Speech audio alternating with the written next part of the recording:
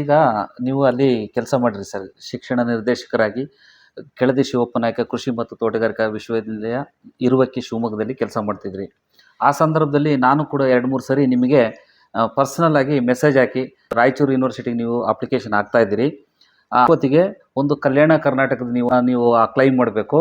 ಎರಡನೇದಾಗಿ ಸಾಮಾಜಿಕ ನ್ಯಾಯ ಅಂತಂದು ಸಾಮಾಜಿಕ ನ್ಯಾಯ ಕೂಡ ನೀವು ಅಲ್ಲಿ ಮೆನ್ಷನ್ ಆಗಬೇಕು. ಯಾಕಂದರೆ ಎಲ್ಲ ಕಡೆ ಎಲ್ಲ ಇದರಲ್ಲಿ ಇದೆ, ರಿಸರ್ವೇಷನ್ ಪಾಲಿಸಿ ಪ್ರಕಾರ ನೀವು ಅದನ್ನು ನೀವು ಸರ್ಕಾರದ ಮುಂದೆ ಇಡಬೇಕು ಅಂತ ಅಂತಾರೆ. ನೀವು ಅದನ್ನ ಎಕ್ಸೆಪ್ಟ್ ಮಾಡ್ಕೊಂಡ್ರಿ, ಪಾಸಿಟಿವ್ ಆಗಿ ಅದನ್ನೂ ತಗೊಂಡ್ರಿ. ಬಟ್ ಅದು ಕೂಡ ನಿಮ್ಗೆ ವರ್ಕೌಟ್ ಆಯ್ತಾ ಸರ್ ಯಾವ್ದಾದ್ರು ರೂಪದಲ್ಲಿ? ಈಗ ದೇವ್ರ ನಮಗೆ ವರ್ಕೌಟ್ ಮಾಡ್ಬೇಕಂದ್ರೆ ಯಾವ ರೀತಿಯಿಂದ ಸಹಕಾರ ಮಾಡ್ತದೆ ಅದು ಹೇಳಿದ್ನಲ್ಲ. Okay sir. ನನಗೆ ಅದು ವೈಸ್ ಚಾನ್ಸಲರ್ ಯಾಕಂದ್ರೆ ನಮಗೆ ಅಂತ ದೊಡ್ಡ ಪೋಸ್ಟ್ ಕಷ್ಟನೂ ಅನಿಸ್ತಿತ್ತು. ಯಾಕಂದ್ರೆ ಅಷ್ಟೊಂದು ಈಜಿ ಅಲ್ಲ. ನಾವು ಬೆಳೆದು ಬಂದಿರತಕ್ಕಂಥ ದಾರಿ ನೋಡಿದ್ರೆ ನಮಗೆ ಏನೋ ನೋಡಿ ದೇವ್ರು ಅಂತ ಅದು ಹೇಳ್ತಾರಲ್ಲ, ಯಾರೊಬ್ರು ನಮಗೆ ನಿಮ್ಮಂತ ದೇವ್ರು ಯಾರೊಬ್ರು ಬರ್ತಾರ ಮಧ್ಯದಲ್ಲಿ. ಆ ಬಂದಾಗ ಏನಾಗಿತ್ತು ಅಂದ್ರೆ ಆ ಟೈಮಲ್ಲಿ ನೀವು ಯಾಕೆ ಬರಬಾರ್ದು, ಎಲ್ಲಾ ಜೊತೆಗಳು 50-60 ಜನ ಕಾಂಪಿಟೇಷನ್ ನಲ್ಲಿ ನಾನು ಒಬ್ಬ 3ನೇವನಾಗಿ ಸೆಲೆಕ್ಟ್ ಆದೆ. 3ನೇವನಲ್ಲಿ ಐಡೆಂಟಿಫೈ ಆದೆ, ಗುರುತಿಸ್ಕೊಂಡೆ. ತಮ್ಮ ಎಲ್ಲ ನೋಡಿದ್ರು ನನ್ನ ಬಗ್ಗೆ ಯಾರು ಕೆಟ್ಟ ಒಂದು ಅಭಿಮಾನ್ಯತೆ ಯಾರಿಗೂ ಇದ್ದಿಲ್ಲ. ಒಳ್ಳೆಯವರು ಅಂತಾನೆ ಹೇಳಿದ್ರು. ನಿಮ್ಮ ಒಳ್ಳೆತನಕ್ಕೆ ಒಳ್ಳೆ ಪೋಸ್ಟ್ ಸಿಕ್ಕದ. ಈಗ ನನಗೆ ಯಾವ್ದನ್ನು ಬಯಸವು ನನಗೆ ಕೇಳ್ಕೊಂಡು ಹೋಗಿದ್ದೇನಲ್ಲ, ತನ್ನಟ್ಟಿಗೆ ತಾನೇ ಬರ್ತಾ ಇದ್ವು, ಅದಕ್ಕೆ ತಕ್ಕಂತ ಮಾಡ್ತಿದ್ದೆ. ಸೊ ಹಂಗಾಗಿ ನಾನು ಶಿಕ್ಷಣ ನಿರ್ದೇಶಕವರೆಗೆ ನನಗೆ ಯಾವುದೇ ಇದರಿಂದ ಸೆಲೆಕ್ಟ್ ಆಗಿದೆ. ಅದೇ ರೀತಿ ವೈಸ್ ಚಾನ್ಸಲರ್ದು ಅದೇ ತರ ಆಯ್ತು ಅಂತ ನನ್ನ ಅನಿಸಿಕೆ. ಯಾಕಂದ್ರೆ ದೇವರು ನಮ್ಗೊಂದ್ ಕಡೆ ಕಾಯ್ತಾನೆ ಅನ್ನೋದೊಂದು ಉದ್ದೇಶದಿಂದ ನಾನು ಯಾರಿಗೂ ಕೆಟ್ಟದ್ದಂತ ಬಯಸೋನಲ್ಲ. ಸೊ ಆ ನಿಟ್ಟಿನಲ್ಲಿ ಆ ಒಂದು ಇದು ನನಗೆ ಕಾಪಾಡತ್ತಂತ ಅಂತ ಅನಿಸ್ತದೆ ಆಯ್ತಾ. ಮತ್ತೆ ಇದು ಯಾಕಂದ್ರೆ ಮನುಷ್ಯನ ಲೈಫ್ ಬರೋದು ಮತ್ತೆ ತಿರುಗಿ ನಮ್ಗೆ ಸಿಗೋದಿಲ್ಲ. ಸೊ ಇದು ಒಂಥರ ಹಿಸ್ಟಾರಿಕಲ್ ಇದ್ದಂಗ ತರ ಅಂತ ತಳ್ಕೊಂಡು ನಾನು ಒಂದ್ ಸ್ವಲ್ಪ, ಯಾಕಂದ್ರೆ ನನಗೆ ಒಂದು ಸಣ್ಣ ಹಳ್ಳಿಯಿಂದ ಬರೋದು ಇಂಥ ಒಂದು ದೊಡ್ಡ ವಿದ್ಯೆಯನ್ನ ಮಾಡ್ಬೇಕಂದ್ರೆ ಅಷ್ಟೊಂದು ಇದನ್ನಲ್ಲ. ಸೊ ನಮಗೇನೋ ದೇವರ ಒಂದು ಸಹಕಾರ ಮತ್ತೆ ಎಲ್ಲರೂ ಒಂದು ನಿಮ್ಮಂತರ ಒಳ್ಳೆ ಇರೋದ್ರಿಂದ ನನಗೆ ಒಂದ್ ಸ್ವಲ್ಪ, ಮತ್ತೆ ಸ್ನೇಹಿತರು, ಎಲ್ಲ ಸ್ನೇಹಿತರು ನನಗೆ ಒಳ್ಳೆ ತರ ಸ್ನೇಹಿತರೆ. ನನಗೆ ವಿದ್ಯಾಭ್ಯಾಸ ಮಾಡಕ್ಕಾದ್ರೂ ಸ್ನೇಹಿತರೆ, ಪ್ರತಿಯೊಂದು ಇದರಲ್ಲಿ ಸ್ನೇಹಿತರೇನೆ. ಮದ್ದು ಬಳಗದಾರ ಸ್ವಲ್ಪ ಅದರಲ್ಲಿ ಸಪೋರ್ಟ್ ಇರ್ತದೆ, ತಂದೆ ತಾಯಿಗಳದಾಗಿರ್ಬೋದು ಮತ್ತೆ ಮನೆಯವ್ರದ್ದಾಗಿರ್ಬೋದು, ಅವರ ಒಂದು ಸಹಕಾರ. ಡಾಕ್ಟರ್ ಎಂ ಹನುಮಂತಪ್ಪ ಸರ್ ಇವರು ಸಹ ಸಂಶೋಧನಾ ನಿರ್ದೇಶಕರಾಗಿ ಬ್ರಹ್ಮಾವರದಲ್ಲಿ, ಅಲ್ಲಿಂದ ಮೂಡಿಗೆರೆಗೆ ಬಂದರು. ಮೂಡಿಗೆರೆಯಲ್ಲಿ ಡೀನ್ ತೋಟಗಾರಿಕಾ ಮಹಾವಿದ್ಯಾಲಯ ಮೂಡಿಗೆರೆಯಲ್ಲಿ ಒಂದಷ್ಟು 3 ವರ್ಷ ಕೆಲಸ ಮಾಡ್ತಾರೆ. ಅಲ್ಲಿಂದ ಶಿವಮೊಗ್ಗ ಹೋಗ್ತಾರೆ. ಅಲ್ಲಿ ಎಲ್ಲ ಅವ್ರು ಎಲ್ಲಿ ಯಾವ್ಯಾವ ಪೋಸ್ಟಲ್ಲಿದ್ದರು ಅವಾಗೆಲ್ಲ ನಾನು ಅವ್ರ ಜೊತೆಗೆ ಒಡನಾಟದಲ್ಲಿ ಇದ್ದೇ ಇರ್ತಿದ್ದೆ. ಸಂಶೋಧನಾ ನಿರ್ದೇಶಕರಾಗಿ ಕೃಷಿ ಮತ್ತು ತೋಟಗಾರಿಕಾ ವಿಶ್ವವಿದ್ಯಾಲಯ ಶಿವಮೊಗ್ಗ ಅಲ್ಲಿ ಎಜುಕೇಷನ್ ಆಗಿ ಕಂಟಿನ್ಯೂ ಮಾಡ್ತಿರ್ತಾರೆ, ಕೆಲಸಗಳನ್ನು ಮಾಡ್ತಿರ್ತಾರೆ. ಆವಾಗ 4 ಕಾಲೇಜಿನ ಡೀನು ಅಂದರೆ ಮೂಡಿಗೆರೆ ಕೃಷಿ ಮಹಾವಿದ್ಯಾಲಯ ಶಿವಮೊಗ್ಗ, ಹಿರಿಯೂರು ತೋಟಗಾರಿಕಾ ಮಹಾವಿದ್ಯಾಲಯ ಮತ್ತು ಅರಣ್ಯ ಮಹಾವಿದ್ಯಾಲಯ, ಈ ಎಲ್ಲ ಡೀನ್ಗಳ ಮೇಲೆ ಉಸ್ತುವಾರಿಯನ್ನು ಇವರು ಕೆಲಸ ಮಾಡ್ತಿರ್ತಾರೆ. ಆ ಸಂದರ್ಭದಲ್ಲಿ ರಾಯಚೂರು ಕೃಷಿ ವಿಶ್ವವಿದ್ಯಾಲಯ ವೈಸ್ ಚಾನ್ಸಲರ್ ಪೋಸ್ಟು ಖಾಲಿ ಇರುತ್ತೆ. ಆ ಸಂದರ್ಭದಲ್ಲಿ ಸುಮ್ಮನೆ ಒಂದು ಅಪ್ಲಿಕೇಶನನ್ನು ಹಾಕಿರ್ತಾರೆ. ಹಾಕಿದ ಮೇಲೆ ಒಂದಷ್ಟು ಕೆಲಸಗಳನ್ನು ಮಾಡ್ತಿರ್ತಾರೆ. ಆ ಸಂದರ್ಭದಲ್ಲಿ ಇಂಟ್ರ್ಯೂ ಬರುತ್ತೆ. ಇಂಟ್ರ್ಯೂ ಅಲ್ಲಿ ಹಾಕ್ತಾರೆ ಅಂತ ಒಂದು ಗ್ಯಾರಂಟಿ ಇರಲ್ಲ. ಸುಮ್ಮನೆ ಇವರು ಈಗ ಹೇಳ್ದಂಗೆ, ಅವ್ರ ಬಾಯಲ್ಲಿ ಹೇಳ್ದಂಗೆ ಹಾಕ್ತಾರೆ. ಕುಲಪತಿಗಳು ಅಂತ ನಾವು ಏನಂತೀವಿ, ಆ ಹುದ್ದೆಗೆ ಅವರು ಸೆಲೆಕ್ಟ್ ಆಗ್ತಾರೆ. ಸೆಲೆಕ್ಟ್ ಆಗಿ ರಾಯಚೂರಿಗೆ ಹೋಗ್ತಾರೆ. ಆ್ಯಕ್ಚುಲಿ ಅದು ಕಲ್ಯಾಣ ಕರ್ನಾಟಕ ಭಾಗ, ಹಿಂದೆ ಹೈದರಾಬಾದ್ ಕರ್ನಾಟಕ ಅಂತ ಕೂಡ ಅದನ್ನ ಕರಿತಿದ್ರು. 1931-32ರಲ್ಲಿ ಅಲ್ಲಿ ಸಂಶೋಧನಾ ಕೇಂದ್ರ ಪ್ರಾರಂಭವಾಗಿ ಇವತ್ತು ವಿಶ್ವವಿದ್ಯಾನಿಲಯ ಮಟ್ಟಕ್ಕೆ ಅದು ಬೆಳೆದು ನಿಂತಿದೆ. ಈಗ ಆ ವಿಷಯದ ಬಗ್ಗೆ ಒಂದಷ್ಟು ಹೇಳ್ತಾ ಮಾತಾಡ್ತಾ ಹೋಗೋಣ. ಸರ್, ಈಗ ನೀವು ರಾಯಚೂರು ವಿಶ್ವವಿದ್ಯಾಲಯದ ಕುಲಪತಿಗಳು, ದೊಡ್ಡ ಹುದ್ದೆಯನ್ನು ನಿಭಾಯಿಸ್ತಾ ಇದ್ರಿ. ಆ ಭಾಗದಲ್ಲಿ ಅದರ ವಿಶೇಷತೆ ಬಗ್ಗೆ ಒಂದು ಸ್ವಲ್ಪ ಹೇಳಿ ಸರ್.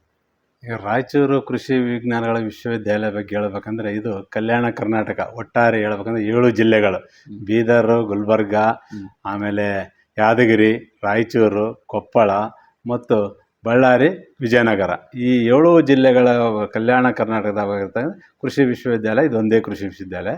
ಈ ಕೃಷಿ ವಿಶ್ವವಿದ್ಯಾಲಯ ಸುಮಾರು 5 ಕೃಷಿ ಕಾಲೇಜುಗಳಿದ್ದಾವೆ, ಒಂದು ಕೃಷಿ ಇಂಜಿನಿಯರಿಂಗ್ ಕಾಲೇಜ್ ಇದೆ.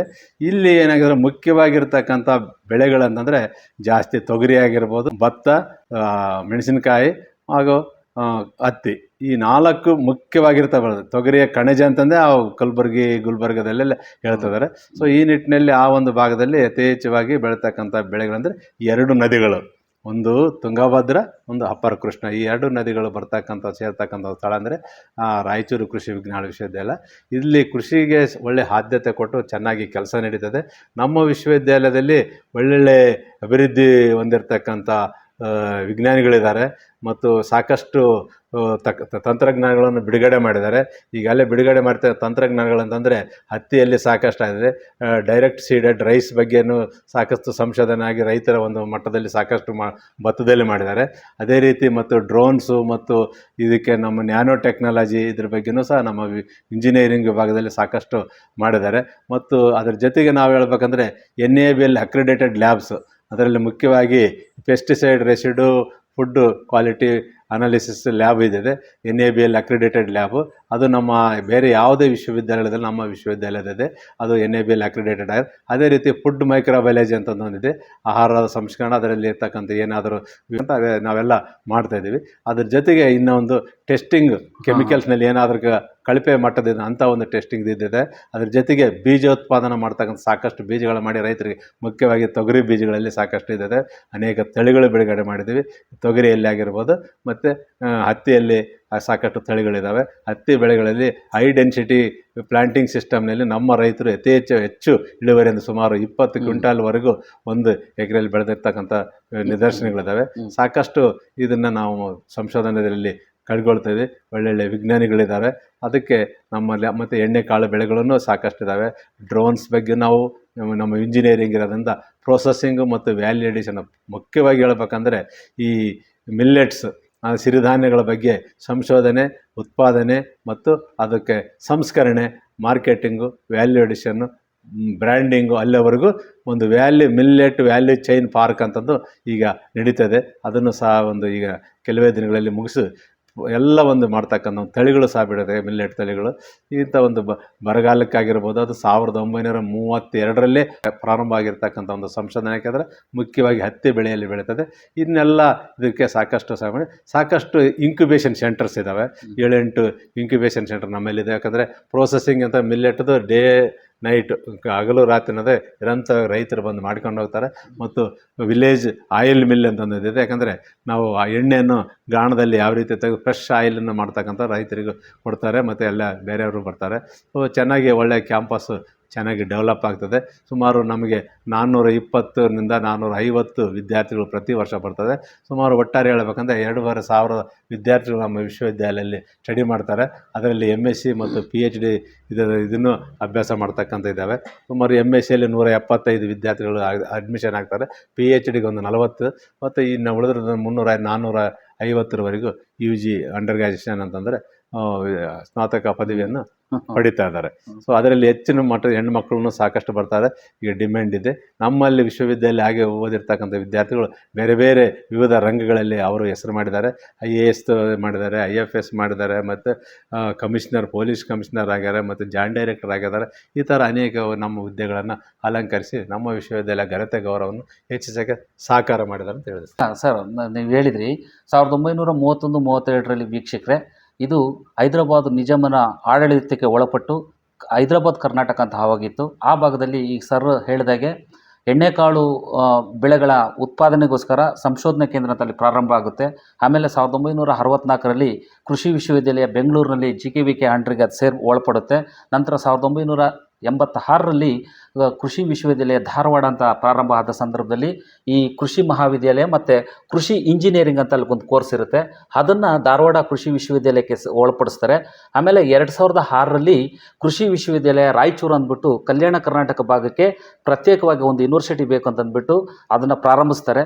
ಅಲ್ಲಿಂದ ರಾಯಚೂರು ಕೃಷಿ ವಿಶ್ವವಿದ್ಯಾಲಯ ಅಂತ ಪ್ರಾರಂಭ ಆಗಿ ನಡ್ಕೊಂಡು ಬರ್ತಾ ಇರುತ್ತೆ. ಇಲ್ಲಿ ಈಗ ಪ್ರಸ್ತುತ ನಮ್ಮ ಕುಲಪತಿಗಳಾಗಿ ಡಾಕ್ಟರ್ M ಹನುಮಂತಪ್ಪ ಸರ್ ಅವರು ಕೆಲಸವನ್ನು ಮಾಡ್ತಿದ್ದಾರೆ. ಇದರ ಮಧ್ಯದಲ್ಲಿ ರಾಯಚೂರು ಕೃಷಿ ವಿಶ್ವವಿದ್ಯಾಲಯದಲ್ಲಿ ಕೃಷಿ ಮಹಾವಿದ್ಯಾಲಯ ರಾಯಚೂರು ಅಂತ ಕೆಲಸ ಮಾಡ್ತಿದೆ. ಕೃಷಿ ಇಂಜಿನಿಯರಿಂಗ್ ವಿಭಾಗ ಅದು ಕೂಡ ಮಹಾವಿದ್ಯಾಲಯವಾಗಿ ಕೆಲಸ ಮಾಡ್ತಿದೆ. ಭೀಮರಾಯನಗುಡಿಯಲ್ಲಿ ಕೃಷಿ ಮಹಾವಿದ್ಯಾಲಯ ಅಂತಿದೆ. ಗಂಗಾವತಿಯಲ್ಲಿ ಕೂಡ ಕೃಷಿ ಮಹಾವಿದ್ಯಾಲಯ ಅಂತಿದೆ. ಮತ್ತು ಅಗ್ರಿ ಬಳ್ಳಾರಿ ಅಲ್ಲಿ ಕೂಡ ಅಗ್ರಿ ಇದೆ. ಮತ್ತು ಕಲಬುರಗಿಯಲ್ಲಿ ಒಂದು ಕೃಷಿ ಮಹಾವಿದ್ಯಾಲಯ ಅಂತ ಕೆಲಸ ಮಾಡ್ತಿದೆ. ಮತ್ತು ಡಿಪ್ಲೊಮಾ ಕೋರ್ಸು ಕೂಡ ಅಲ್ಲಿ ಬೀದರಲ್ಲಿ ಇದೆ. ಇಷ್ಟು ಈ ಕಲ್ಯಾಣ ಕರ್ನಾಟಕ ಭಾಗದಲ್ಲಿ ಕೃಷಿ ವಿಶ್ವವಿದ್ಯಾಲಯ ರಾಯಚೂರಿನಲ್ಲಿ ಕೆಲಸವನ್ನು ನಿರ್ವಹಿಸ್ತಿದೆ. ಇದು ವೀಕ್ಷಕರಿಗೆ ಒಂದು ಗೊತ್ತಾಗಲಿ ಉದ್ದೇಶದಿಂದ ಕುಲಪತಿಗಳ ಎದುರುಗಡೆ ನಾನು ಮತ್ತೊಂದು ಸರಿ ಹೇಳಿದ್ದೀನಿ.